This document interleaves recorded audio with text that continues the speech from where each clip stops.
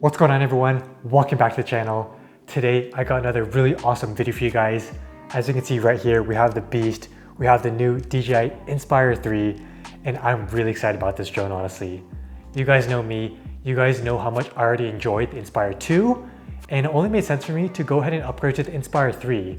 I bought this all with my own money. DJI did not send this to me. I wish they would, but I made my own investment and I couldn't be happier. I've had this drone for about 1 month so far, and I really made it a goal of mine to really put it through its paces, really put it to the test so I can make a really good first impressions and review video for you guys. I've actually taken it on my first job already. I've done countless flights already. I've tested it in a bunch of different scenarios. I've gotten a lot of really awesome footage, so this video is going to be really awesome, so stay tuned.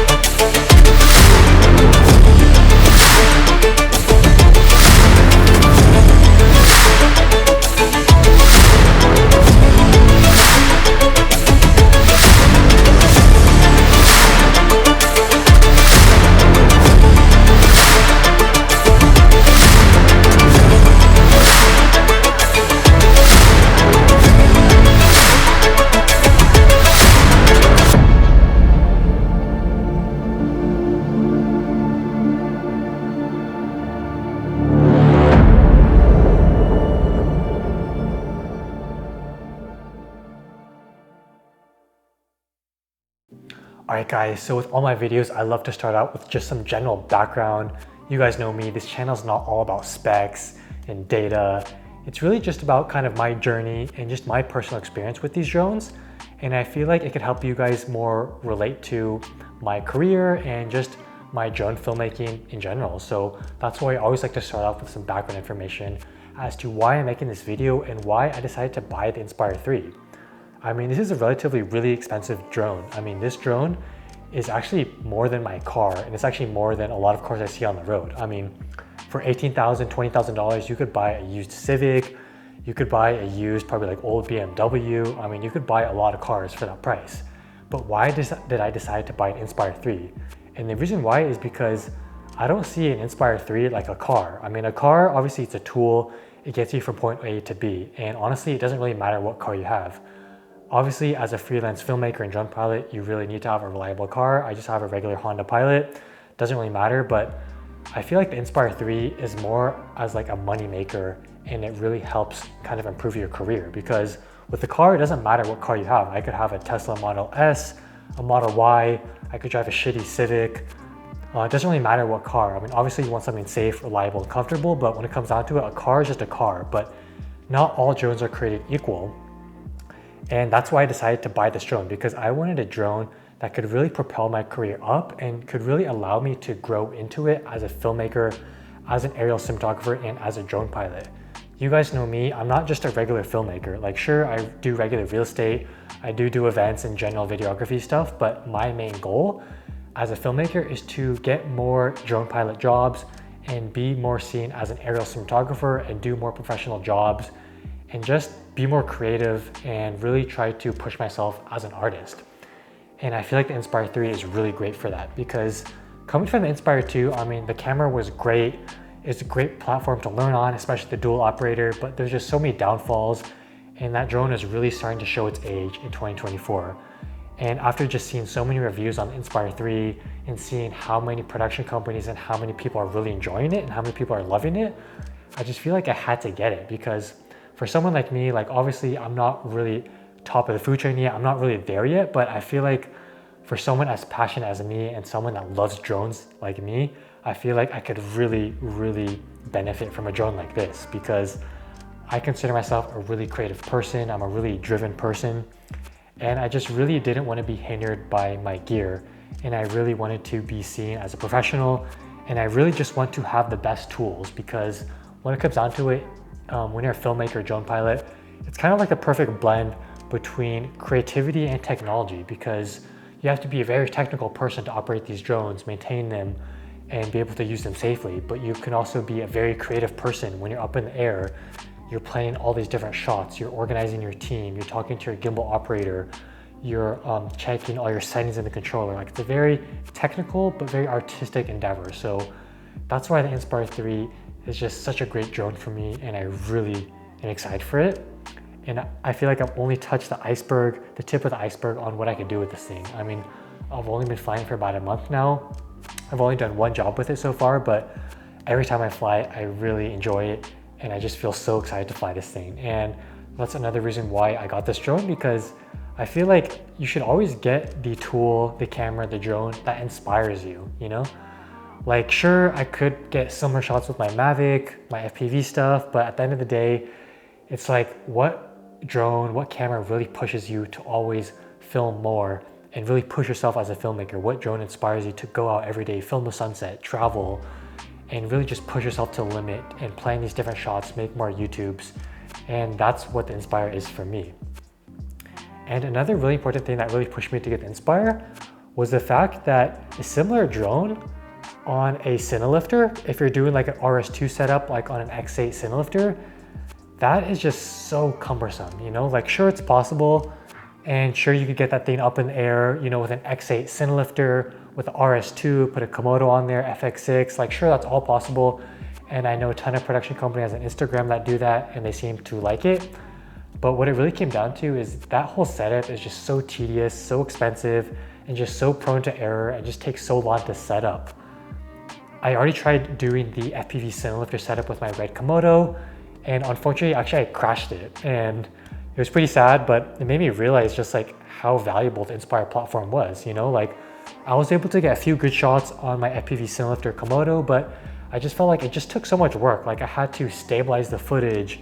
I was only able to fly for like 5 minutes. It took me so long to just set that thing up, put batteries on, get my camera set up and put it in the air. Like, it was just so cumbersome, and it made me really appreciate the Inspire setup. I mean, this thing, although it's a lot bigger and way more expensive, it operates just like a Mavic 3, you know? Like, you just show up on set with your case, you pop in the batteries, you pop on the gimbal, turn on the remote, put on the propellers, and you're ready to go. You're already up in the air. I mean, like, this thing is just so high tech, and it's really worth the money. Like, the more I fly this thing, the more I realize like it's really worth the $20,000, because it's just really geared for professionals.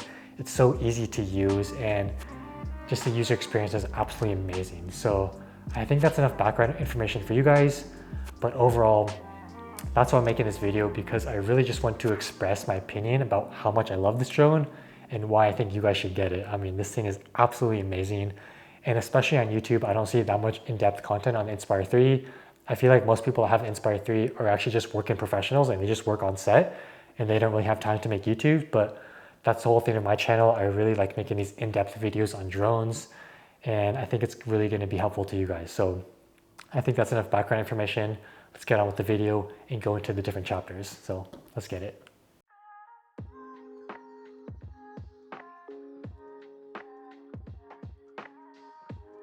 Alright guys, so for this first section, we're going to discuss the whole kit of the Inspire 3 and also the build quality of the materials on the Inspire 3, the RC Plus.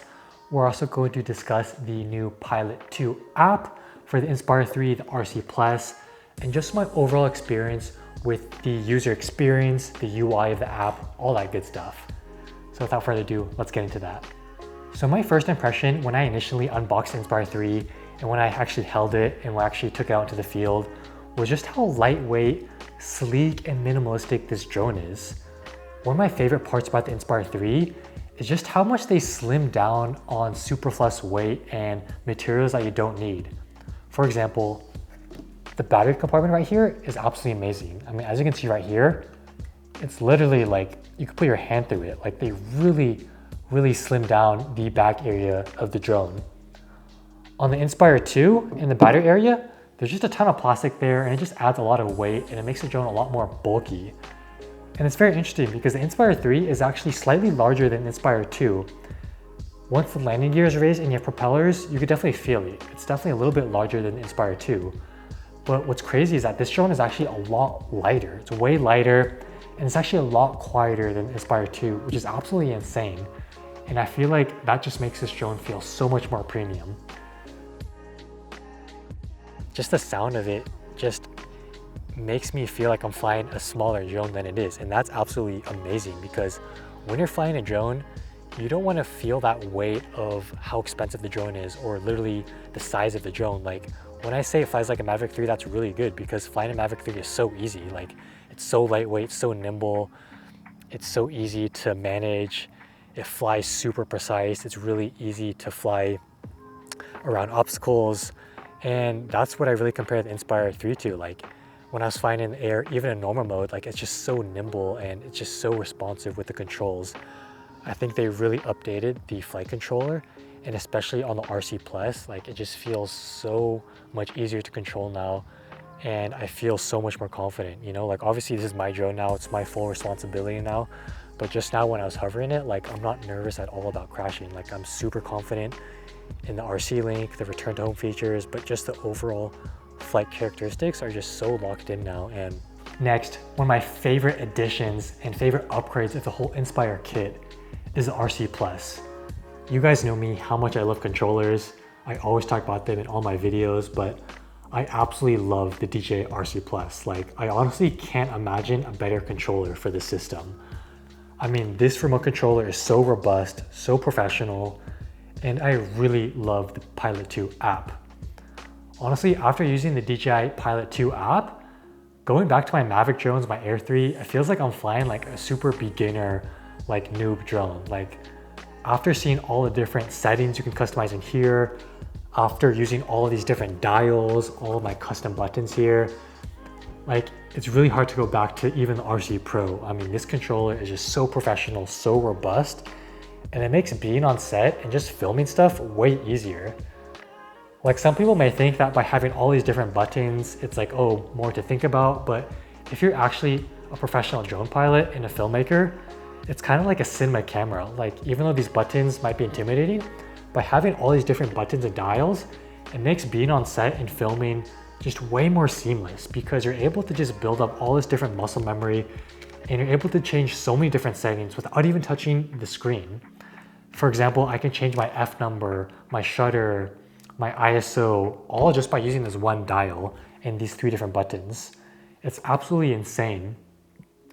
And I just really love the app. The Pilot 2 app is absolutely amazing. Like you can change so many different things. It's just so customizable and it's just so awesome being able to have complete control over your drone. Like I feel like on the Mavic series, like it really feels like a beginner drone at this point because they're not allowing you to change certain things. Like you don't have ADI mode. You're not able to customize your obstacle avoidance sensors. So overall, I just really love the RC Plus. I think it's absolutely amazing and it makes flying this thing just an absolute joy. Like although the Inspire 2 was a fun drone to fly, like honestly the controllers just made it kind of a turnoff, you know, like especially if you're using like the iPad controller, it just takes so much time to set it up, or even the Ascendants, like it just takes a lot of time to put in those extra batteries and put on the monitor and start up the controller. Like with this, everything is all integrated. I love the direction they went with this, with the integrated screen here. And it's just an absolutely amazing drone and controller system. The only downside is the battery doesn't last too long. You could put in another one of these batteries. I don't actually have too many of these. I don't really have a charger for that yet, but yeah, just keep in mind, you do have to be charging often. Just bring an external battery bank. I do plan on getting the Lifthor mount soon, so I can mount an external monitor. And also I plan on putting on like an extra V mount here. I do that with my RC Pro a lot, just to plug it in via USB-C, and you'll have all day power. So that should be great. But overall, I mean, I honestly can't think of a better system to control this drone other than the RC Plus. I mean, this thing is super futuristic, super next level, and it really matches what the drone looks like. I mean, all right guys, so next we're going to discuss image quality. We're gonna talk about the X9 AK Air gimbal, and here I have the DJI 35mm DL lens. And overall, I mean, I'm pretty blown away by the sensor. You know, obviously it took a little bit of time for me to get used to it, and especially my editing program in DaVinci Resolve, it took me a little bit of time to tweak the settings in the program, but I could safely say now that the image quality is absolutely amazing. You know, like, I mean, I'm coming from the X7 sensor on the Inspire 2, so the image quality was already really good. One of my first impressions of this sensor was that it is kind of sharp, like it's a more modern sensor. So when I first looked at the image, it looked a little bit sharp. It looked kind of like Mavic 3 footage, and it just looked a little bit too digital. So I would highly recommend turning down your sharpness and noise reduction settings in the app to give a much more softer image. And after doing that, I've gotten a lot better results. But overall, I really like this gimbal. I feel like it's way more stable now than Inspire 2. I feel like they've really updated the motors and just the overall stability algorithm on this thing. I mean, it's very smooth, very stable. One thing I would talk about that's really awesome for the Inspire platform is the ability to switch between free and follow mode. On Mavic drones, Air drones, you're basically always in follow mode because the gimbal, it can't really turn 360 obviously, but basically follow mode is wherever you pan the drone, that's where the gimbal is going to be pointing. And when you're doing Mavic stuff, that's pretty much all you can do, and that's all you really want to do. Like if you're flying in this direction, you point this way. If you're orbiting something, you're kind of mixing those two controls, trying to orbit something. But the Inspire 2 offers a really awesome feature, which is free mode. And obviously this is the mode you use in dual operator mode, but it's also a really awesome mode for single operator as well. And I really like free mode because basically wherever you fly, it doesn't matter where the aircraft heading is, the gimbal always stays stable. And I really like this feature because you're able to be kind of more precise with your pan, you know, like you can control your tilt, you know, as we're all familiar, like Mavics with this dial here, but in free mode, you're also able to control that pan too. So it's kind of hard to describe unless you really try it yourself, but it's really fun. It just offers more creativity, honestly, when you're able to just control the gimbal separately, as opposed to it always being followed by the aircraft's heading. Like obviously some shots I will go into follow mode in single operator mode because that's what I'm used to on Mavics, but a lot of the time free mode is actually really awesome, and it actually allows you to get a lot smoother shots, which is actually really awesome. So free mode is absolutely amazing, even in single operator too. So when I first bought this drone, I didn't actually have my ND filters right away, and honestly I had pretty good results even without ND filters. I just kind of cranked the shutter speed, I lowered the ISO, I stopped down on the F number, and the shots look pretty beautiful, honestly, even without NDs. But I decided to get the DJI ND filter set, and I honestly couldn't be happier. Whenever I can, I always try to get the proprietary DJI ND filters because they're literally made for this camera system. I mean, they're made by DJI, and honestly, I couldn't be happier. I mean, the filter set comes with so many filters. I have ND4, ND8, 16, 32, 64, 128. And honestly, I just love having that flexibility. Like obviously I'm not gonna be using all those filters all the time, but I just love having the flexibility to really be in control of my shutter speed, my ISO, my F number. And when I was on set the other day, I started off the day shooting on ND32 because it was very bright. But as the day went on, I decided to just go down to ND16, and I just left it there because when you're on set, a lot of times you don't have that much time to change ND filters, land. Like you really just want to be fast and not really have to worry about that too much. So ND16 actually worked out really well because ND16 was really flexible, because when I was shooting backlit, I was able to stop down when it was really bright, go to like f9, and it looked absolutely amazing. But then also when I would shoot the other direction in the dark area, I could open up a little bit, like f5 or f4, and I would have really good exposure. So that's why ND16 is actually really flexible, and I really like ND16. It allows you a lot of flexibility when you're shooting, because if I was gonna go for like ND64 or even ND32, like it would look good in certain lighting conditions, but with drones, like you're always changing angles, shooting different directions, and sometimes it's kind of hard to open up all the way to 2.8 because your image might be soft, and then at that point you might have to bump your ISO and stuff, so it gets kind of dicey when you do that. So I would always recommend just kind of going for that median middle ND filter, like ND16, obviously depending on your lighting conditions. But overall, I've been really happy with the DJI ND filters. Couldn't be happier. So this past month, shooting on the Inspire 3, I've been really trying to get the best image quality out of this drone the best I can. And when I first started getting footage, I would just throw it into DaVinci Resolve, and I would just use color space transform, kind of the same workflow I do with my Mavics and stuff. I mean, it looked okay, but what I found was like it looked kind of similar to Mavic footage. And what I realized is, I mean, it makes sense because I'm processing the footage in the same way. I'm just using that same color space transform node in DaVinci Resolve.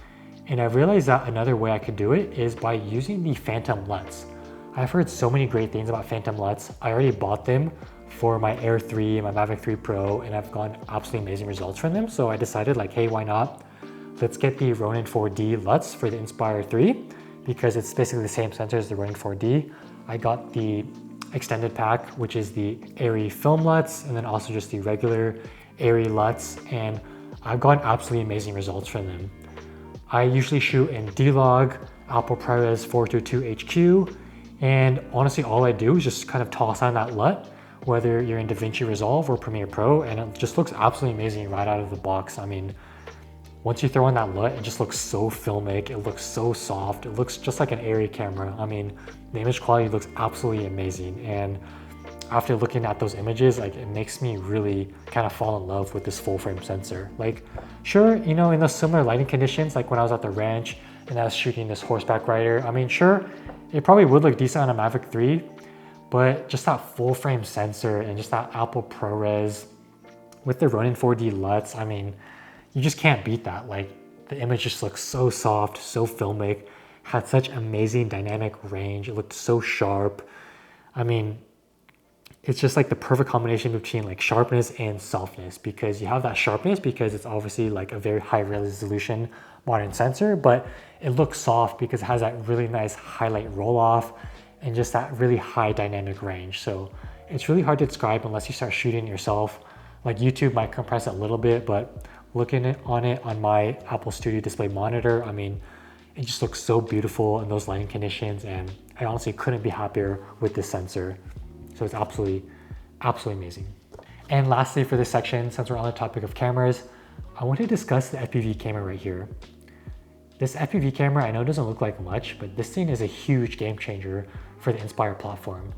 If you guys know the Inspire 2, the little FPV camera on that thing, for me, was honestly basically useless. Like, maybe if I actually own the Inspire 2, I would probably get used to it more and kind of trust it more, but whenever I fly the Inspire 2, I would just fly that thing line of sight, and that actually made me into a really good pilot because the Inspire platform is really easy to see in the air. So flying the Inspire 2, I would always just fly it line of sight. I always just made sure I had a really good visual line of sight of that thing, and I would always just fly perfect lines.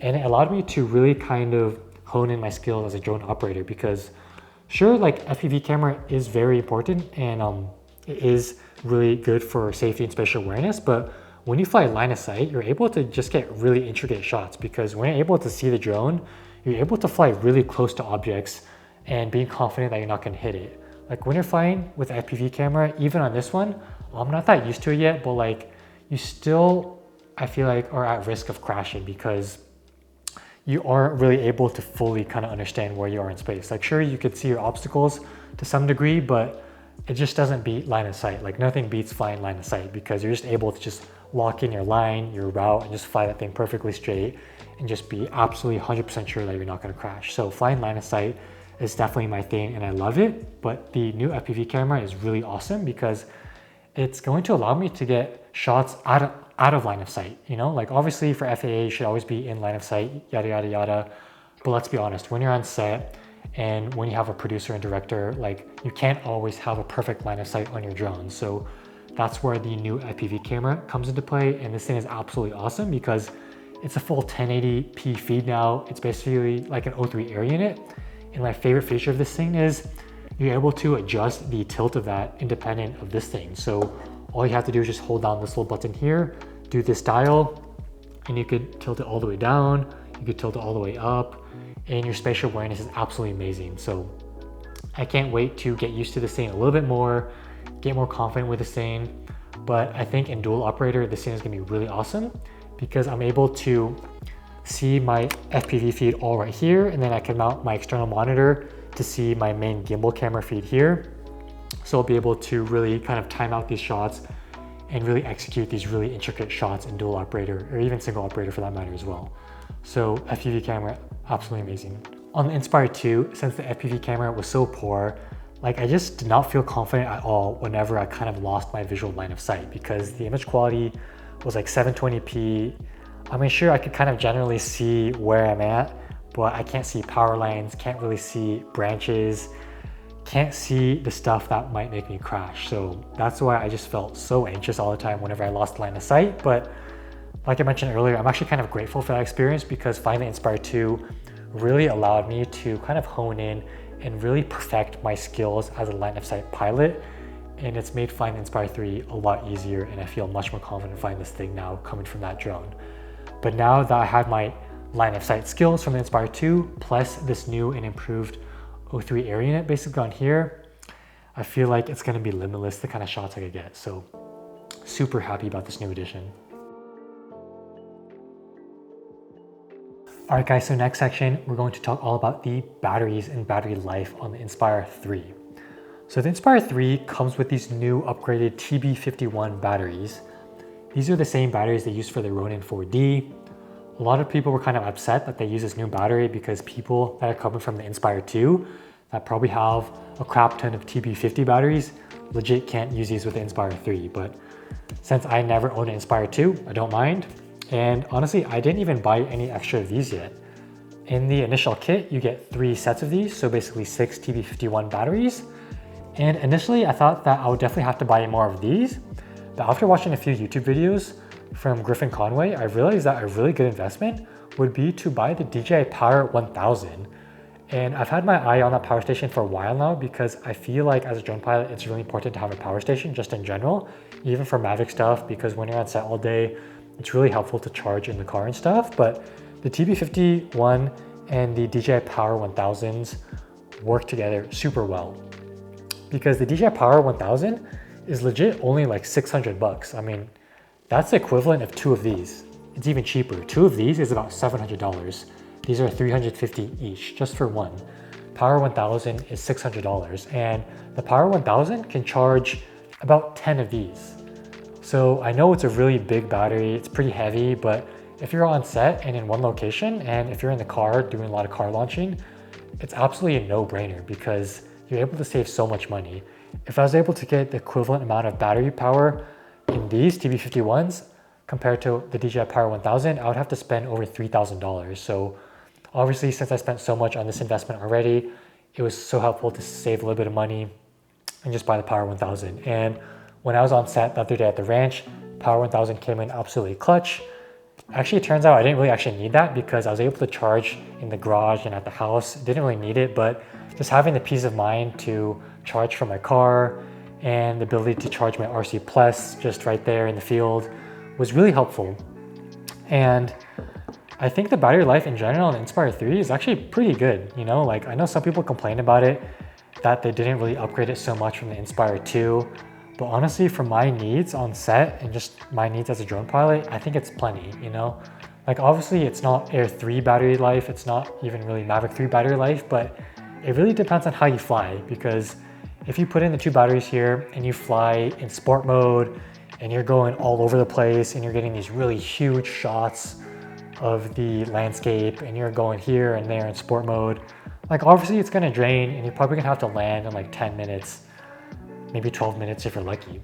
But I found that when I was on set and I was getting a lot more intricate shots, for example, of the horseback rider in the little arena here, and I was trying to just get more kind of slower shots, you know, like tripod mode, and just like, I wasn't even going around that much, but I found that when I was flying like that, my battery life was much more increased. I was able to fly for like almost like 20 minutes, maybe even more. One thing I realized on set with the Inspire 3 and the TB51 batteries is that these are actually very smart batteries. And I think that's really cool because with FPV and stuff, like you guys probably know those kind of batteries, like they're not smart. Like you really have to watch out for those. Like you can't charge them unattended. You can't leave them plugged into your charger for a few days, they'll die. Like you really have to maintain those. And obviously these are expensive batteries, so you do want to take care of these, but these things are smart. When I was on set the other day at the ranch, it was really, really hot in Dixon. It was like over 100 degrees. And I kind of learned some interesting quirks about these batteries. For example, after you fly, I've always known that you don't want to charge batteries immediately after you fly. Like you definitely want to let them cool down for a bit, but I found that even after letting them cool down for like 20 minutes and I tried to charge them, the battery charger that it came with, the battery charging hub for the Inspire 3, it has these little light indicators, and those indicators will actually tell you what's going on with the battery. I found that when the batteries were a little bit warm and I was trying to charge them inside my car with the DJI Power 1000, I found that they were too hot and they were actually blinking orange, and I thought that there was an error or something, but I mean, all that means is that they're just a little bit too hot and they just need to cool down a little bit before they start charging. So that's a really important thing to know, and that's actually a reason why I might want to buy more of these. Like having 3 sets of batteries on set was probably perfect. Like I wish I had a little bit more, but it definitely never hurts to have more batteries, but I found that having 3 sets of batteries was just enough. Like I was able to fly with one set, and one other set was probably at 80%. The other set was kind of standing by for charging. They were cooling down. But if you have to fly a ton on set and you're just draining batteries after batteries after batteries, I would definitely recommend probably picking up just a few more sets of these so you could kind of account for that cool down time for your batteries, and so they could probably be a little bit healthier and they won't be swelling up at all. So that's a really important thing to note with these batteries.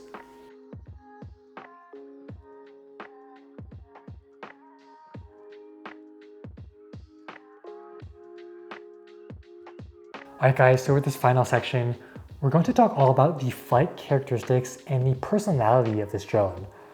Like I love to think of these drones basically as aircrafts. Like when you think about why is this drone so expensive? I mean, think about how much airplanes cost, how much helicopters cost. Like just the other day, I went for this cool tour around the Bay Area in this small little 8-seater 2-motor airplane. And I asked them how much was that airplane, and that airplane is from 1964 and it's worth like $350,000, and a new one of that is worth like $1 million something. And I was like, I wasn't surprised. Like I know how much airplanes cost, and I'm sure helicopters are really expensive as well. And when you look at this thing, I mean, this thing is basically like a cinematic helicopter. It's a quadcopter. So I mean, anything that flies in the air is going to be expensive because it's intricate, it's high tech, and there's no room for failure. And this drone just has not disappointed. And every time I fly it, it makes me realize how worth it is and how happy I am that I bought this thing. So let's talk about the flight characteristics and personality of this guy right here. The first thing I want to talk about is how locked in this drone is. Coming from the Inspire 2, the Inspire 2, I feel like the GPS lock was just not that strong. Like when you're in the wind, or even when it's not that windy, it just flew very sloshy. Like it just didn't really feel that locked in. Like when you're trying to fly a perfect straight line, you really have to be locked in on the sticks and always be making these micro adjustments to make sure that you're not veering off to the left or right too much. And it was just kind of a pain in the ass, honestly, when you're trying to get really intricate shots, especially in the wind, for example. But the Inspire 3, they really, really improved that. I don't even have the RTK module. I don't really plan on getting that because I feel like I don't need it. Just the GPS alone on this thing is really locked in. For example, when I was on set the other day on the ranch, they wanted to get this really cool shot where I kind of start above this tree line pointing down at the ranch, and then I do like a slow descending and I go back here like this while my second operator is tilting up. And they wanted the horse to be directly in the middle. There's like a really cool gate here, so they wanted this really symmetrical kind of Wes Anderson type shot. And honestly, I feel like on the Inspire 2, I wouldn't be able to get that. Like I might be able to get close, but I feel like I would see just like kind of the sloshing in the air of the Inspire 2. But the Inspire 3, I was able to get that in a few shots. It took me about 3 tries. First 2 tries, it was because the horse rider wasn't exactly symmetrical, but the drone flew very, very precise. I was just flying that thing line of sight. I just went down and down, and it wasn't too windy, thankfully, but I was able to just accomplish this really intricate line with ease. Like I said, it only took 3 tries to get that shot, and it came out absolutely amazing. It was very symmetrical, and I just really appreciate how stable this thing is in the air. Also, when you're hovering, when you're taking off, landing, it feels very, very stable, and I feel very confident taking off around people, landing. I don't really have that fear that's gonna kind of veer into me like on the Inspire 2. Like I feel very confident that it's gonna stay exactly where I want it to, and that it's gonna behave as normally. So I really love what they did with the GPS and the overall stability of the drone. Next, I want to talk about the different flying modes on the Inspire 3. And I feel like this is what really separates this kind of drone to more consumer drones like the Mavic Air 3 minis. And that brings me to ADI mode, which is especially different to the Mavic series in consumer drones. Before I started flying Inspire drones, I never really understood the importance of ADI mode. Like I always thought, like, why would you want to turn off your GPS and fly more dangerously? Because when you're in ADI mode, this thing basically doesn't stay still. Like wherever the wind pushes you, that's where you're going. And I always wondered, what would be the purpose of that? Like I saw some people on Reddit talk about like, okay, it's good for tapering off your shots, you know, like when you stop your movement, it kind of tapers off. And I was like, okay, that might be helpful, but I mean, I probably won't even use the last few seconds of the shot anyways. But I found that the best thing for ADI mode is flying in very windy conditions. Like in the Bay Area, it can get really, really windy sometimes. And I found that on Inspire drones, doesn't really matter, even Inspire 3, Inspire 2, when you're going against the wind in GPS mode, like normal mode, sport mode for that matter, tripod mode, doesn't matter, it feels very shaky because the drone is kind of confused because it's fighting against the wind. The wind is trying to push it this way. It's trying to stay stable, but it's also trying to go forward. So it just results in this very shaky movement and just not cinematic movement. But whenever you go to ADI mode, you're basically letting the drone just kind of relax a little bit and really just kind of go with the flow. And I found that ADI mode is especially useful when you're trying to get these shots in windy areas because you kind of go against the wind first. I usually don't record on that part, but I then flip into ADI mode and then I let the wind push me with the wind, and I'm able to just make these micro adjustments and just kind of slightly adjust the drone on its flight path a little bit, maybe provide a little bit of power, but I'm able to just get this really, really smooth, free-flowing motion that makes it look like just like a flying Dana dolly. Like it just looks so smooth and just so stable in the air. So ADI mode is absolutely amazing. I would highly recommend trying it out if you are an Inspire pilot, but just really keep in mind, you can't look away at all. You have to be locked in the whole time on ADI mode. Even when you're making any adjustments on the sticks, just quickly throw it into normal mode, sport mode, doesn't matter, just for a second, and just make sure you always have line of sight on the scene in ADI mode because it can be very dangerous and very high risk for crashing, but for certain shots, ADI mode is absolutely amazing. Like obviously I don't use it for everything, but when it's windy and when the shot calls for it, ADI mode is absolutely game changing. Highly recommend. Alright guys, so that's basically it for the Inspire 3. I know that was a lot, but I mean, we're only touching the tip of the iceberg for this drone. I mean, there's so many different shots I want to get with this thing, especially now that I have my dual operator set up ready to go. I just bought a second RC Plus. I have my second operator ready to go, so I'm really excited with the shots I'm able to get in the future. I plan on doing a lot more YouTube content, but overall, I'm really excited about this drone. I mean, honestly, ever since I got this drone, I haven't been flying FPV. Like, I mean, I know it is important to kind of stay sharp with my FPV skills, but this drone is just keeps me so inspired and it's just so fun to fly, you know, because it's just such a good activity to fly with friends. You know, you can do dual operator. It's kind of like a team effort. The image looks so good, and I just really want to get as much practice as I can on this drone, really try to get as many shots as I can of my city, really try to build up my reel, and really just show people that I'm ready to go. I could take on these commercial gigs. I'm ready to go as a professional drone pilot, professional Inspire pilot. I could work on movies, commercials. So I'm just so excited about what I could do with this drone and where it's going to take me. I've only had it for a month now, but I feel like I've been flying it for so long now because it feels pretty similar for an Inspire 2. It's basically just an Inspire 2, basically made in 2080, you know, like it's like a very futuristic Inspire 2, which is absolutely amazing. So I'm very happy about this drone, and I just can't wait to see what kind of shots I can get in the future. So thank you guys so much for watching this video. I know it was a long one, but thank you guys so much for sticking with me. Appreciate it. Hit that like button, hit subscribe, really helps my channel. And I'll see you guys on the next one. I got a lot more content coming out with this bad boy, so stay tuned. See you guys on the next one.